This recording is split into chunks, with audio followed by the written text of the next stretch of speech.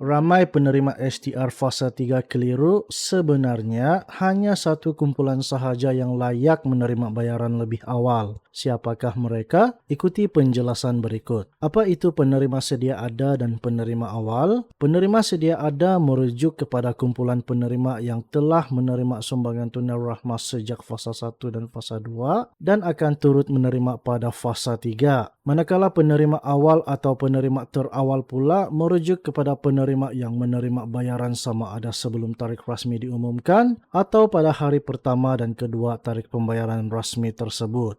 Walaupun kedua-dua istilah ini kelihatan berbeza, sebenarnya ia saling berkait rapat. Siapa yang layak menerima bayaran awal? Golongan yang berpotensi menerima bayaran sebelum tarikh rasmi maupun pada hari pertama dan kedua tarikh rasmi adalah terdiri sepenuhnya daripada kalangan penerima sedia ada sahaja, tidak kira bank apa yang digunakan oleh penerima tersebut. Namun begitu, pengguna bank simpanan nasional dilaporkan berpotensi menerima bayaran lebih awal berbanding pengguna bank-bank lain sebelum diikuti oleh bank-bank lain secara berperingkat. Kedudukan pemohon baru dan pemohon rayuan. Bagi pemohon baru yang berjaya lulus permohonan, mereka tidak akan menerima bayaran awal sama ada sebelum tarikh rasmi atau pada hari pertama dan kedua tarikh rasmi tersebut. Begitu juga bagi penonton yang membuat rayuan berikutan permohonan asal yang gagal, mereka turut tidak tergolong dalam kumpulan yang menerima bayaran awal. Bagi pemohon rayuan, mereka perlu menunggu keputusan rayuan terlebih dahulu kerana proses ini melibatkan semakan semula terhadap sebab kegagalan permohonan asal. Sekiranya rayuan diluluskan, bayaran akan tetap diterima, namun ia akan tiba lebih lambat berbanding penerima sedia ada. Secara ringkasnya, hanya penerima sedia ada sahaja yang berpotensi menerima bayaran STR fasa 3 lebih awal, bukan pemohon baru dan bukan juga pemohon yang membuat rayuan. Itu sahaja perkongsian untuk kali ini. Jika anda mempunyai sebarang persoalan lain berkaitan STR fasa 3, tinggalkan komen di bawah. Jangan lupa tekan subscribe dan loceng notifikasi agar tidak terlepas kemas kini terkini. Terima kasih kerana menonton. Itu sahaja laporan kami pada hari ini. Sekian, terima kasih.